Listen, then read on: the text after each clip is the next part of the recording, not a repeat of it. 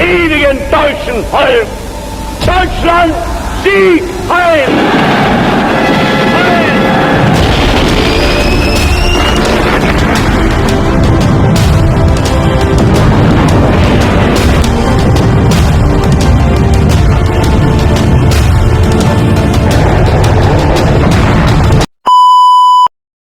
Pada tanggal 15 Agustus 1945, Kaisar Hirohito memerintahkan penghentian permusuhan terhadap sekutu.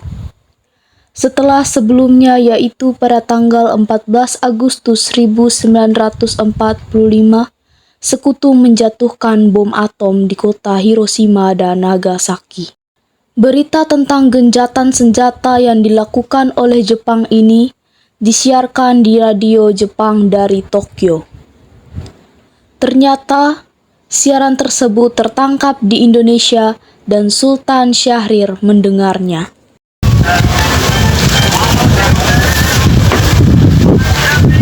I now invite the representatives of the Emperor of Japan and the Japanese government and the Japanese Imperial General Headquarters to sign the instrument of surrender at the places indicated. Apakah benar kabar yang saya dengar barusan? Saya harus memberitahukan kepada yang lain. Assalamualaikum. Waalaikumsalam. Apakah kalian sudah mendengar tentang berita kekalahan Jepang? Belum, Bung. Benarkah itu? Apa yang terjadi dengan Jepang? Dengar, sekutu telah menjatuhkan bom di kota Hiroshima dan Nagasaki. Oleh sebab itu, Jepang melakukan gencatan senjata. Kalau begitu, kita harus segera memproklamasikan kemerdekaan. Benar itu. Jepang tidak ada lagi wewenang di negeri kita. Kita harus memanfaatkan momen ini.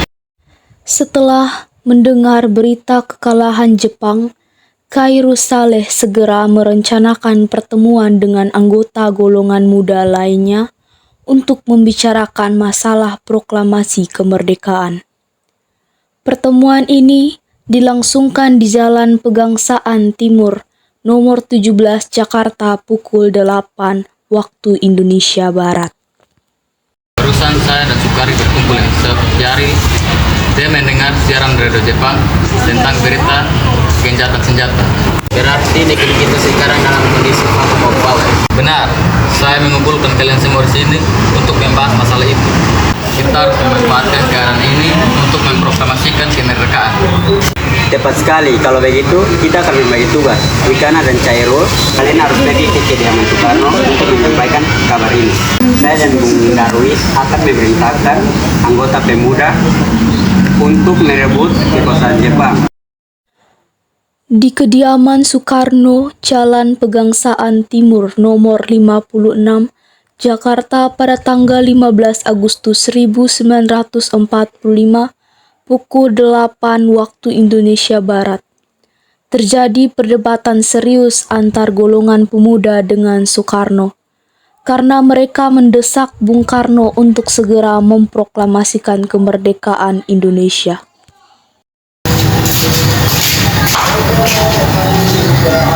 Assalamualaikum.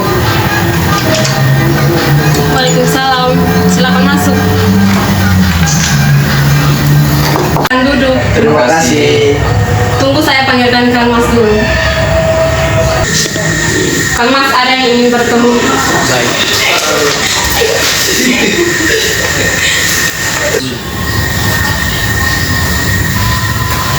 Assalamualaikum. Waalaikumsalam. Kita harus mempertahankan kemerdekaan sekarang, Bung. Ini leherku setelah aku ke pojok dan potong leherku malam ini juga. Kamu tidak perlu menunggu hingga esok hari. Jepang adalah masa yang silam. Belum lagi kita menghadapi Belanda yang ingin berkuasa di negeri ini. Jika saudara tidak setuju dengan apa yang saya katakan dan mengira diri saudara telah sanggup menopang diri sendiri, mengapa Anda datang kepada Soekarno dan meminta untuk memproklamasikan kemerdekaan? Apakah kita harus menunggu janji Jepang untuk memerdekakan bangsa ini? Kita bisa, Bung. Kita harus memproklamasikan negara kita sendiri. Untuk apa menunggu janji manis itu? Bahkan Jepang sendiri telah kalah dalam perang sucinya. Coba kau perlihatkan kepadaku mana bukti kekuatan yang diperhitungkan itu. apa tindakan untuk menyelamatkan wanita dan anak-anak jika terjadi pertumpahan darah? Bagaimana cara kita nanti untuk mempertahankan kemerdekaan? Coba bayangkan bagaimana kita akan tegak di atas kekuatan kita sendiri. Tapi semakin cepat kita memproklamasikan kemerdekaan, akan semakin cepat pula kita mengakhiri penderitaan rakyat yang sudah ditanggung selama ini. Inilah yang sudah ditunggu-tunggu bangsa kita. Baiklah, tapi berikan kami waktu untuk berunding. Kemudian, para anggota golongan tua yang berada di kediaman Soekarno langsung membicarakan permasalahan tersebut. Bagaimana ini? Para pemuda menuntut untuk memproklamasikan kemerdekaan. Tapi kita tidak boleh gegabah, Bung. Kita harus mempersiapkan semua dengan matang agar tidak terjadi hal yang tidak diinginkan. Dengan berat hati mendengar keputusan tersebut, para pemuda pun meninggalkan kediaman Soekarno. Tetapi mereka tidak putus asa. Mereka pun menyusun strategi bagaimana membujuk Soekarno dan Muhammad Hatta untuk memproklamasikan kemerdekaan sesegera mungkin. Akhirnya, mereka memutuskan untuk mengasingkan kedua tokoh itu di Rengas Dengklok agar terhindar dari desakan pemuda dan pengaruh Jepang di Jakarta. Assalamualaikum. Waalaikumsalam. Ada apa Anda lakukan sepagi ini? Kami bermaksud membawa Anda dan Soekarno untuk ikut kami menuju tempat pengasihan. Tempat pengasihan? Apa yang saudara maksudkan? Ya, kami akan membawa Anda ke tempat pengasihan agar terhindar dari bentrok antara warga dan Jepang. Baiklah, kami akan ikut. Sebaiknya Ibu Fatmawati dan anak Anda turut serta Bung untuk menjamin keselamatan mereka. Baik, saya akan membawa mereka semua. Hilangnya Soekarno dan Muhammad Hatta secara misterius pagi itu menimbulkan kepanikan di kalangan para pemimpin di Jakarta. Peristiwa ini baru diketahui oleh Mr. Ahmad Soebarjo pukul 8 pagi.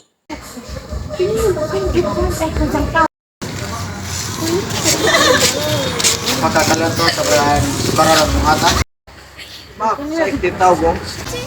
Katakanlah kepadaku di mana mereka sekarang, dan aku akan menjaga keselamatan mereka ketika mereka sudah di Jakarta. Apakah Anda bersumpah untuk itu, Tuan? Percayalah padaku, nak. Baiklah, kami akan menunjukkan tempatnya di Rengas Dengklok. Tolong siapkan beca untuk mengantar kami ke Rengas Dengklok. Baiklah kalau begitu. Perundingan dengan Soekarno di Rengas Dengklok. Nah, jelaskan mengapa kalian membawa kami ke sini. Maafkan kami, Bung. Ini demi keselamatan Anda. Kami akan membicarakan masalah proklamasi kembali. Bukankah tempoh hari kami sudah katakan kepada kalian, masalah kemerdekaan masih akan dibicarakan dalam sidang PPKI? Memang benar adanya, tapi kami berpendapat bahwa mengapa harus dimerdekakan oleh Jepang, mengapa harus menunggu hasil sidang dari PPKI, kalau kita bisa bergerak sendiri dengan kekuatan kita sendiri. PPKI itu bentukan Jepang, Bung. Kami ingin merdeka tanpa campur tangan dari Jepang. Baiklah, kita akan memproklamasikan kemerdekaan tanpa campur tangan dari Jepang. Pukul 17.30 waktu Indonesia Barat, rombongan dari Jakarta tiba di Rengas Dengklok untuk menjemput Soekarno dan Muhammad Hatta. Syukurlah, kalian semua baik-baik saja. Jadi, bagaimana dengan keputusannya? Kami setuju kemerdekaan akan dilaksanakan tanpa campur tangan Jepang. Selesai perundingan di Rengas Dengklok, semua anggota golongan tua maupun muda kembali ke Jakarta untuk membahas lanjut rencana proklamasi kemerdekaan tanggal 17 Agustus 1945. Perumusan teks proklamasi di Rumah Laksamana Maeda pada tanggal 16 Agustus 1945 pukul 23.00 waktu Indonesia Barat, rombongan tiba di Jakarta.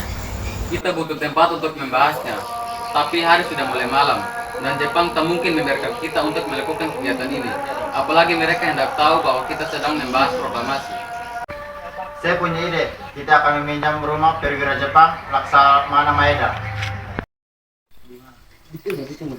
Selamat malam. Ada apa malam-malam begini, Bung? Butuh tempat untuk membicarakan rencana mereka yang akan berlangsung di esok hari. Mereka itu, kalau begitu, masuklah.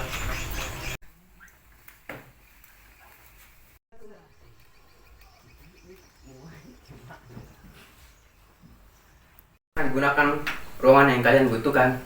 Saya turut gembira mendengar kabar ini. Baiklah, kalau begitu saya pergi beristirahat dulu. Baik, terima kasih Pak Perwira.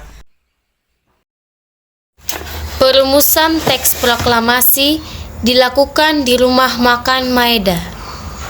3 eksponen pemuda yaitu Sukarni, Sudiro, dan BM Dia menyaksikan Soekarno, Muhammad Hatta, dan MR Ahmad Subarjo membahas perumusan naskah proklamasi. Acara perumusan naskah proklamasi berjalan lancar. Tidak ditemukan kesulitan untuk menemukan rumusan yang tepat.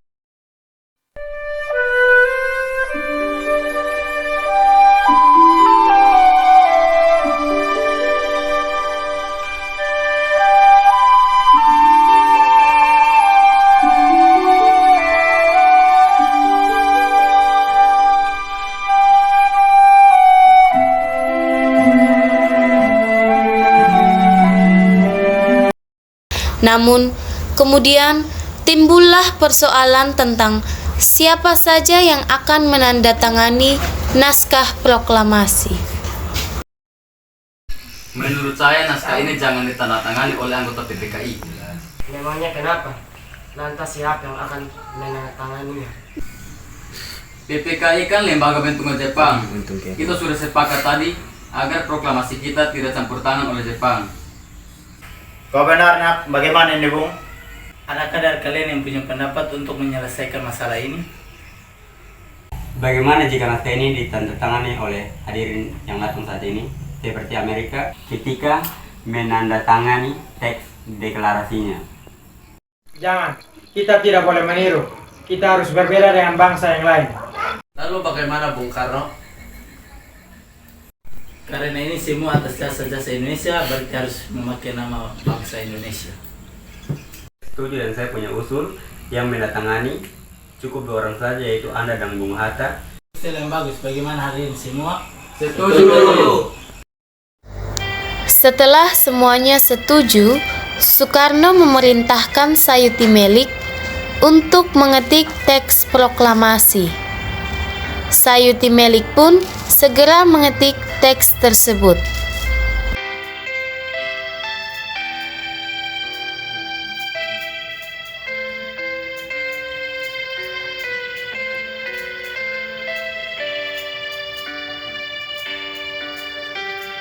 Pada saat yang sama, Soekarno dan Ibu Fatmawati sampai di kediaman mereka dan berbincang sejenak. Bukankah kita belum punya bendera? Lantas bagaimana? Ya ampun, Bapak sampai lupa. Kalau begitu bagaimana saya Ibu yang menjadi benderanya?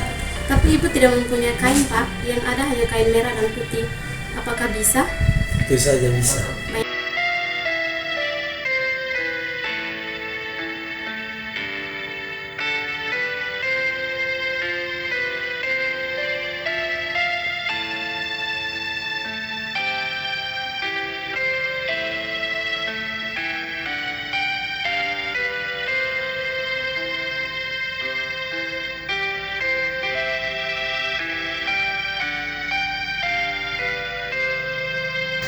Hari Jumat pada tanggal 17 Agustus 1945.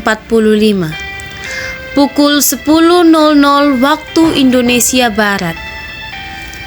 Di Jalan Pengangsaan Timur nomor 56 dilangsungkan proklamasi kemerdekaan Indonesia.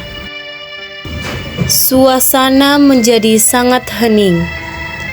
Soekarno dan Hatta dipersilahkan maju beberapa langkah dari tempatnya semula. Dengan suaranya yang lantang dan mantap, Soekarno pun membacakan pidato pendahuluan sebelum beliau membacakan teks proklamasi. Saudara-saudara sekalian, saya telah minta saudara-saudara hadir di sini untuk menyaksikan satu peristiwa maha penting dalam sejarah kita. Berpuluh-puluh tahun kita bangsa Indonesia telah berjuang untuk kemerdekaan tanah air kita. Bahkan telah beratus-ratus tahun. Gelombang aksi kita untuk mencapai kemerdekaan kita itu ada naiknya dan ada turunnya. Tetapi juga kita tetap menuju ke arah cita-cita. Juga di dalam zaman Jepang, usaha kita untuk mencapai kemerdekaan nasional tidak berhenti-henti. Di dalam zaman Jepang ini, tampaknya saja kita menyandarkan diri kepada mereka. Tetapi pada hakikatnya, tetap kita menyusun tenaga kita sendiri. Tetap kita percaya kepada kekuatan sendiri. Sekarang, tibalah saatnya kita benar-benar mengambil nasib bangsa dan nasib tanah air di dalam tangan kita sendiri. Hanya bangsa yang berani mengambil nasib dalam tangan sendiri akan dapat berdiri dengan kuatnya. Maka kami tadi malam telah mengadakan musyawarah dengan pemuka-pemuka rakyat Indonesia dari seluruh Indonesia. Permusyawaratan itu sehingga sekata berpendapat bahwa sekaranglah datang saatnya untuk menyatakan kemerdekaan kita. Saudara-saudara, dengan ini kami nyatakan kebulatan tekad itu. Dengarlah proklamasi kami. Proklamasi kami, bangsa Indonesia, dengan ini menyatakan kemerdekaan Indonesia. Hal-hal yang mengenai pemindahan kekuasaan dan lain-lain diselenggarakan dengan cara saksama dan dalam tempo yang sesingkat-singkatnya. Jakarta, 17 Agustus 1945. Atas nama bangsa Indonesia, Soekarno, Hatta. Demikianlah saudara-saudara, kita sekarang telah merdeka. Tidak ada satu ikatan lagi yang mengikat tanah air kita dan bangsa kita. Mulai saat ini, kita menyusun negara kita. Negara merdeka, negara Republik Indonesia. Merdeka kekal dan abadi. Insya Allah, Tuhan memberkati kemerdekaan kita itu.